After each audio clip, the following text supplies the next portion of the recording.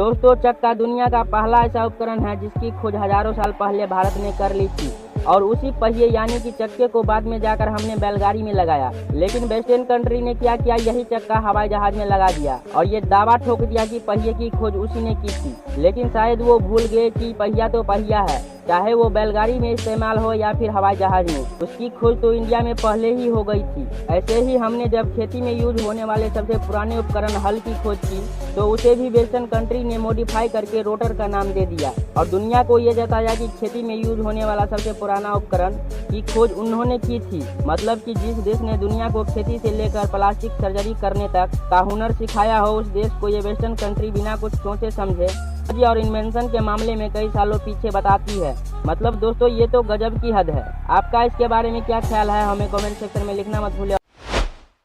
दोस्तों, ट्रेनों के मालिक तो सरकार होती है, आज तक आप लोगों ने यही सुना होगा। लेकिन पंजाब के लुधियाना में संपूर्ण सिंह नाम का एक किसान है जिसकी खुद की एक ट्रेन है। लेकिन अब सवाल ये उठता है कि आखिर उसने ये ट्रेन खरीदा कैसे। दोस्तों, दरअसल ये बात है 2007 की, जब रेलवे ने इस किसान की मर्जी के बिना उसकी जमीन पर रेलवे का ट्रैक बिछा दिया और उस किसान को मुआवजा तक नहीं दिया।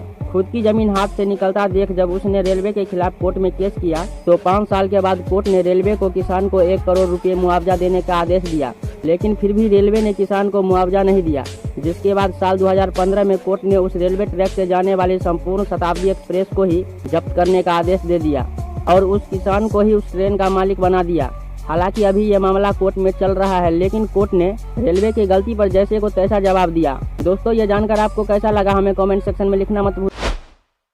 दोस्तों, आप सोचिए कि अगर आप लिफ्ट में हो और अचानक से लिफ्ट का केबल टूट जाए तो अब ऐसी परिस्थिति में हो सकता है कि आप घबरा जाए। लेकिन आपको घबराना नहीं है, बल्कि अपने जान बचाने के लिए कुछ खास चीज़ों का ध्यान रखना है। सबसे पहले आपको ऐसी स्थिति में कभी भी सीधा खड़ा नहीं होना है, क्योंकि जब आप ऐसा करते हैं तो लिफ्ट के नीचे टकराते ही आपके पैर और रीढ़ की हड्डी पूरी तरह से टूट जाएगी।